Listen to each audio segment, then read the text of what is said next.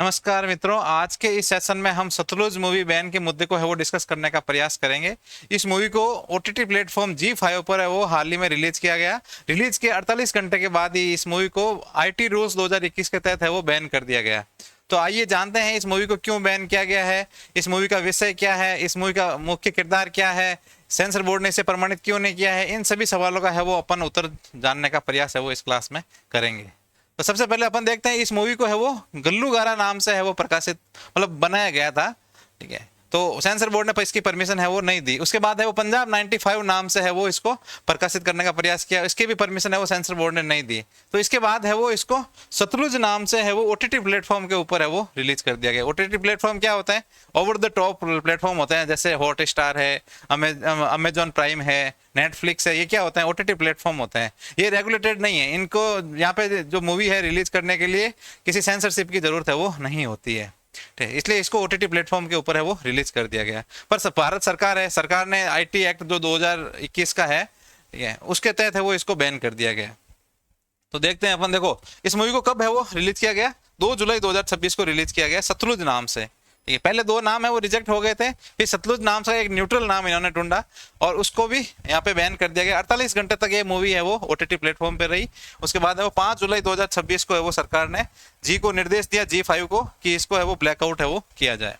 ठीक है, तो 48 घंटे तक ही मूवी है वो टिक पाई है। ठीक है, तो अपन देखते हैं। देखो ये फिल्म है, इसके डायरेक्टर कौन है? हनीत रेहान इसके डायरेक्टर है और इसके प्रोड्यूसर है रोनी स्क्रेवाला। अब ये मूवी भारत के अंदर है वो अवेलेबल नहीं है। विश्व के जो भारत के बाहर है वो अभी भी ये अवेलेबल है।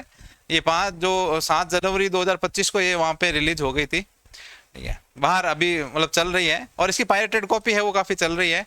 और इसके जो एक्टर है, मुख्य किरदार जो निभा रहे हैं, दिलजीत दोसांझ, वो भी पायरेटेड कॉपी को काफी इसमें प्रमोट कर रहे हैं, क्योंकि एक्चुअल में ये वो मूवी तो थिएटर में तो चल नहीं पा रही है। ठीक है, तो देखने का दूसरा ऑप्शन क्या? ओटीटी। ओटीटी पे भी बैन हो गई, तो तीसरा ऑप्शन ये है कि इसकी पायरेटेड कॉपी है वो देख लो। वैसे मैं इसका समर्थन नहीं करता हूँ, ना ही जी5 ने इसका समर्थन किया है। जी5 ने कहा है कि भाई आप इसका वो लीगल सॉल्यूशन है वो ढूंढने दो, उसके बाद आप इसको देखना आराम से, पायरेटेड कॉपी देखने की आवश्यकता है वो नहीं है। इसका आप है वो पोस्टर्स देख सकते हैं। मूवी के जो मुख्य किरदार है दिलजीत दोसांझ है, फिर अर्जुन रामपाल है, फिर इसमें और एक डीजीपी के किरदार के अंदर है एक्टर है। ठीक है, तो ये अब ये किसका किरदार है वो अपन देखेंगे। फिर देखो यहाँ पे जसवंत सिंह खालड़ा, इसका जो मुख्य किरदार इसमें निभाया गया है वो है जसवंत सिंह खालड़ा। ये किसने किरदार निभाया? दिलजीत दोसांझ ने ये किरदार निभाया है। आप दिलजीत दोसांझ को तो जानते होंगे, सिंगर भी है, एक्टर भी है। ठीक है, और ये है एक्चुअल में तो जसवंत सिंह खालड़ा जी थे। ठीक है, ये एक बैंक के अंदर एक कर्मचारी थे और ये एक ह्यूमन राइट एक्टिविस्ट है। ठीक है, तो इनकी पूरी कहानी है वो इस मूवी में बताई गई है। तो पंजाब के अंदर जब है उग्रवाद का दौर चला था, खालिस्तानी मूवमेंट वहां पे चला था, तब है वो उस मूवमेंट को दबाने के लिए एक्स्ट्रा जुडिशियल वहां पे किलिंग्स की गई थी। तो इन्होंने है वो ह्यूमन राइट एक्टिविस्ट के रूप में वहां पे जो किलिंग्स है उनकी संख्या को कैलकुलेट करने का प्रयास है वो किया है। फिर सत्ता और इंटरनेशनल इस मुद्दे को इंटरनेशनलाइज करने का है वो प्रयास इन्होंने किया था। तो ये साधारण बैंक कर्मचारी थे। तो 1980 और 90 के दशक में वो पंजाब में जो उग्रवाद फैला था, तो उस टाइम इन्होंने वो कार्य किया था, वहां पे ह्यूमन राइट एक्टिविस्ट के रूप में कार्य किया। फिर इन्होंने यहाँ पे जो सत्ता की क्रूरता है, एट्रोसिटीज है, पुलिस की एट्रोसिटीज है, उसको है वो दुनिया के सामने लाने का प्रयास है वो किया।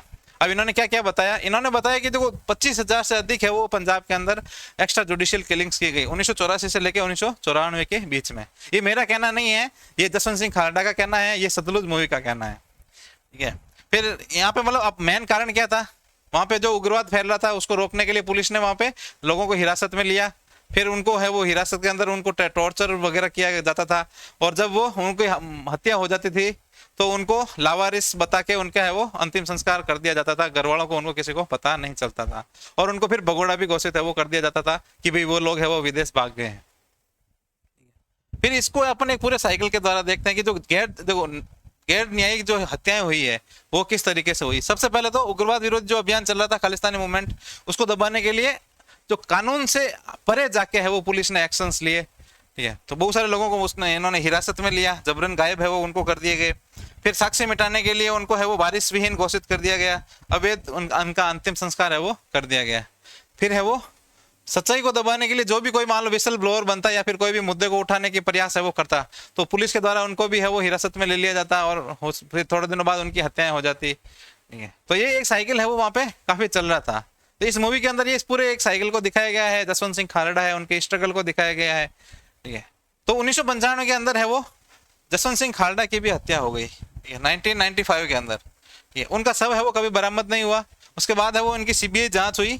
सीबीआई जांच में मतलब एक जो पुलिस कांस्टेबल था वो विशुअल ब्लोअर बना कि भाई उसने है वो सारी हकीकत है वो सीबीआई को बताई। उसके बाद है वो बहुत सारे पुलिस वाले जिन्होंने जो जसवंत सिंह खालड़ा की हत्या की थी उनको है वो जेल हो गई, उम्र कैद उनको हुई। ठीक है, मतलब सीबीआई के अंदर ये मामला सही पाया गया। और बाद में देखो जिस जो विशुअल ब्लोअर जो कांस्टेबल बना था ना उसकी भी हत्या वहां पे हो गई। ठीक है, और जसवंत सिंह खालड़ा जी ने और क्या क्या किया भाई, उन्होंने एक है वो कर्नाटक की संसद के अंदर है वो इस मुद्दे को उठाने का प्रयास किया, जो पंजाब के अंदर जो मानवाधिकार हनन हुआ था उस मुद्दे को वहां पे उठाया और इस मुद्दे को है वो इंटरनेशनल करने का है वो प्रयास किया। इसलिए सरकार को लगता है कि भाई ये मुद्दा है वो काफी संवेदनशील मुद्दा है। हो सकता है कि भाई एंटी नेशनल मुद्दा हो उनके हिसाब से, हो सकता है कि भाई ये प्रोपेगेंडा के रूप में यूज करके खालिस्तानी जो एक्टिविस्ट है अभी भी जो है, ठीक है, खालिस्तानी आतंकवादी है, वो इस मुद्दे को यूज कर सकते हैं। सरकार ने इसलिए इसको बैन करना अपनी प्रायोरिटी में चुना।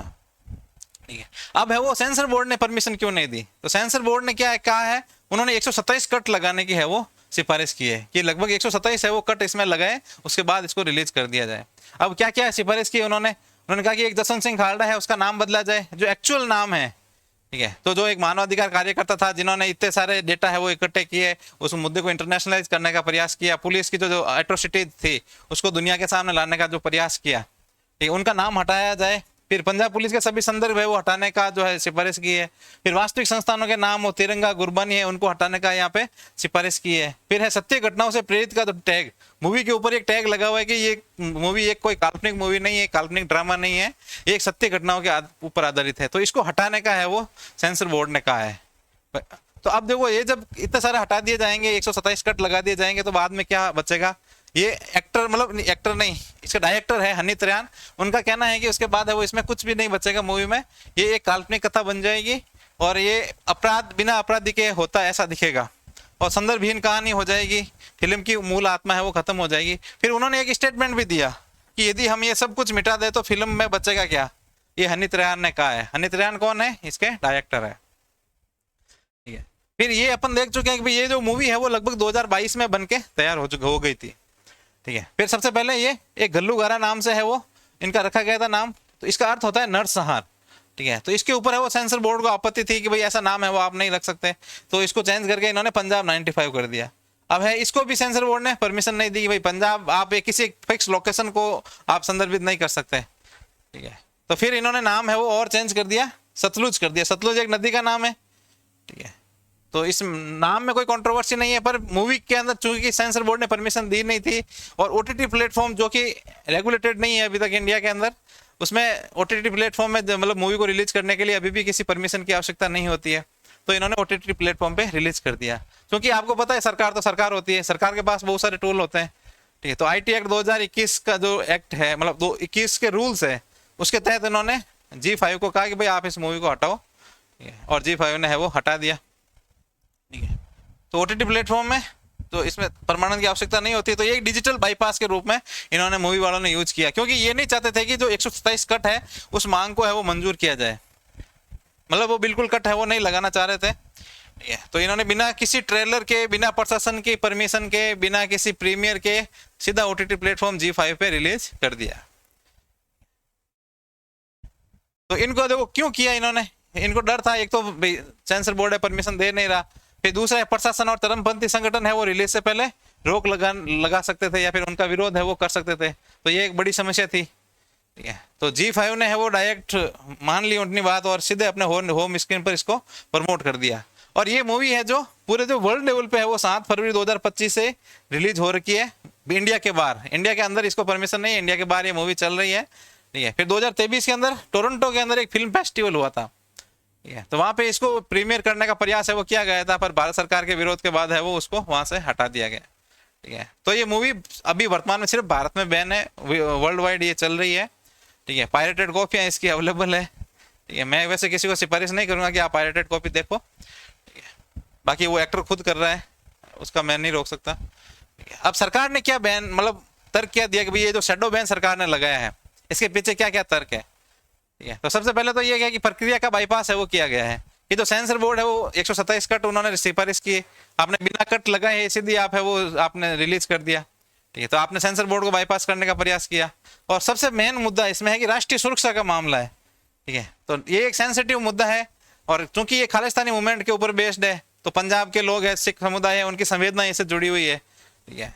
और जो खालिस्तानी मुद्दा है काफी ज्यादा, एक खालिस्तानी के अलगाववादी मूवमेंट था, ये एक खालिस्तान नाम से अलग एक स्टेट चाहते थे जो भारत से अलग हो, स्टेट नहीं पूरा एक देश चाहते थे, ठीक है, जो भारत से अलग हो। तो मतलब सेपरेटिस्ट मूवमेंट को भारत के अंदर है वो संविधान में परमिशन नहीं है, ठीक है। और जो भी एक अलगाववादी गतिविधियां होती है उनको एंटी नेशनल एक्टिविटीज माना जाता है, और सरकार को यह डर है कि भाई इस मूवी के अंदर जो चीजें दिखाई गई है उससे इस तरह के सेंटिमेंट है वो भड़क सकते हैं, और जो खालिस्तानी जो उग्रवादी लोग हैं वो इस मुद्दे का है वो गलत उपयोग कर सकते हैं, वो प्रोपेगेंडा फैला सकते हैं। तो ये कुछ समस्या है, सरकार को आशंका है, ठीक है। तो सुरक्षा संबंधी एक मामला, फिर एक कानून व्यवस्था का डर भी है। अब अगले साल है वो फरवरी 2027 के अंदर पंजाब के अंदर विधानसभा के चुनाव होने वाला है, ठीक है। अब चुनाव से पहले यदि इस तरह की कोई मूवी रिलीज होती है जिससे लोगों की मास लेवल पे भावनाएं है वो भड़क सकती है, ठीक है, कानून व्यवस्था की एक समस्या हो सकती है। ये किसका तर्क है? ये सरकार का तर्क है, ठीक है। और अभी हाल ही में मैंने आज एक स्टेटमेंट देखा था, जो सेंसर बोर्ड के एक सदस्य है, उन्होंने कहा कि भाई कोई भी मूवी है उसको रिलीज करने के लिए नो एंटी नेशनल सर्टिफिकेट मिलना उसको बहुत जरूरी है, ठीक है। और इस मूवी को है वो नो एंटी नेशनल सर्टिफिकेट है वो नहीं मिल पा रहा, ठीक है। बहुत सारी चीजें ऐसी है जो सत्ता को जो चुनौती देती है या पुलिस को चुनौती देती है, और जो है खालिस्तानी मूवमेंट है उसको प्रमोट करती है। तो ऐसी चिंताएं सरकार को है, इसलिए सरकार है वो इसको रिलीज नहीं होने दे रही है। अब जो इसके ऊपर बैन किया गया है इसकी वजह से बहुत सारी प्रतिक्रियाएं भी आई है। सिख समुदाय की तरफ से एक प्रतिक्रिया आई है, सिखों का संगठन है दिल्ली सिख गुरुद्वारा प्रबंधन समिति, और इसके अध्यक्ष है, उनका नाम है हरमीत सिंह कालका। उन्होंने कहा है कि भाई ये जो इसका जो बैन है वो एक साजिश के तहत किया गया है, और इन्होंने इनका ये भी कहना है कि हम है वो कॉलेजों के अंदर, गुरुद्वारों में, स्कूलों में इसका है वो सार्वजनिक प्रीमियर रखेंगे, उस मूवी को फ्री ऑफ कॉस्ट है वो लोगों को दिखाएंगे। तो ये एक चेतावनी दी गई है सिख संगठन की तरफ से। दूसरी तरफ से जो है यहाँ पे तो सिनेमा जगत है, वह बॉलीवुड की तरफ से भी प्रतिक्रिया आई है। अनुराग कश्यप एक डायरेक्टर है, आप सब जानते होंगे, काफी वेल नोन डायरेक्टर है ये, ठीक है। और ये अपने कई मुद्दों के ऊपर मुख्य रूप से बोलते हैं ये, ठीक है। तो इन्होंने कहा है कि जो हनीत रेहान जो इसके डायरेक्टर है उनकी स्थिति एक ईरान के एक डायरेक्टर है, उनका नाम है जाफर पनाही, उनकी तरह है, क्योंकि जाफर पनाही को भी वहां पे ईरान के अंदर बैन का सामना करना पड़ा, जेल का सामना करना पड़ा, क्योंकि वो है वो ऐसी मूवी है वो रिलीज करना चाह रहे थे जो वहां के शासन को पसंद नहीं थी, क्योंकि ईरान के अंदर कैसा इस्लामी शासन है, एक कट्टर शासन है, तो वो किसी भी तरह की आलोचना है वो स्वीकार नहीं करते, ठीक है। तो ये प्रतिक्रिया आई है कुछ। फिर है वो निर्माण का संघर्ष और निस्वार्थ समर्पण है, वो अपन देखते हैं। तो इस मूवी के जो एक्टर है दिलजीत दोसांझ है, तो अब डायरेक्टर का ये कहना है कि दिलजीत दोसांझ ने इस कहानी को सुना, स्क्रिप्ट को सुना, और ये बहुत जल्दी है वो उसके लिए तैयार हो गए। उन्होंने इस मूवी को बनाने के लिए कोई फीस भी नहीं ली है, ठीक है। ये किसका कहना है? हनीत रेहान जो इसके डायरेक्टर है, ठीक है। फिर वो सुबह से लेकर शाम तक काम भी करते थे जो दिलजीत दोसांझ है, और वो किसी तरह का कोई है नाटक नखरे वगैरह नहीं दिखाते थे, और एक समर्पण भाव से उन्होंने इस मूवी में काम किया है। फिर और ये भी कहना है कि दिलजीत दोसांझ का ये कहना है कि 1984 की जो घटना है ना, जो जब 1984 में क्या ऑपरेशन ब्लू स्टार हुआ था खालिस्तानी मूवमेंट को दबाने के लिए, खत्म करने के लिए, तो उसकी घटना के अलावा कोई दूसरी जो इंपॉर्टेंट घटना है तो वो यही है, जसवंत सिंह खालड़ा की जो कहानी है वो एक बहुत ही इंपॉर्टेंट है पंजाब के लिए, इसलिए उन्होंने मूवी की है। ये किसका कहना है? दिलजीत दोसांझ का कहना है। तो अब उनकी काफी भावनाएं हैं वो इससे जुड़ चुकी है, वो काफी ईगो पे भी ले रहे हैं चीजों को, तो उन्होंने है वो एक डिजिटल विद्रोह टाइप कर दिया है कि भाई आप है वो मूवी रिलीज नहीं करने दे रहे हो, तो आप वो जनता को कह रहे हैं कि आप इसकी पायरेटेड कॉपी देखिए, क्योंकि ये एक बार ये मूवी ओटीटी पे आ चुकी है। ओटीटी पे आने के बाद आपको पता है मूवी है वो पायरेटेड कॉपी उसके बाहर आ ही जाती है, ठीक है। फिर पायरेटेड कॉपी से आप व्हाट्सएप टेलीग्राम पे ये फैल जाती है, इंटरनेट पे एक बार आने के बाद है वो कोई चीज है वो रुकती नहीं है।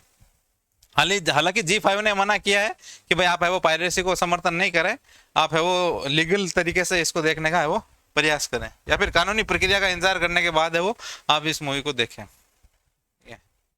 तो एक्टर की भावनाएं हो सकता है अलग जुड़ी हुई हो, G5 एक अलग प्लेटफॉर्म है, ये एक इंटरमीडिएटरी प्लेटफॉर्म है, ठीक है। अब आगे की राय क्या हो सकती है? आगे की राय है कि भाई डायरेक्टर है, एक्टर है, और जो इसके प्रोड्यूसर है वो अब कोर्ट में जाने का है वो प्रयास कर रहे हैं, कानूनी लड़ाई लड़ने का प्रयास है वो कर रहे हैं। ठीक है, तो अब वो न्यायपालिका में चुनौती देंगे इस शैडो बैन को।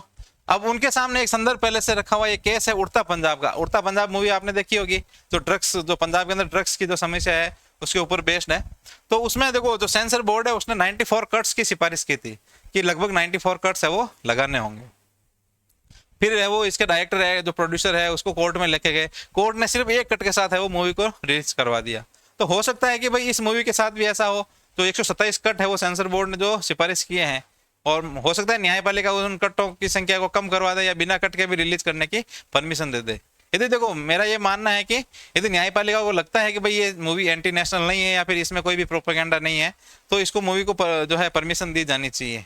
और यदि उनको ऐसा लगता है कि भाई इसकी वजह से है वो देश को सुरक्षा को नुकसान पहुंच सकता है, तो मेरे हिसाब से फिर कोर्ट जैसा कहेगा वैसा ही माना जाएगा।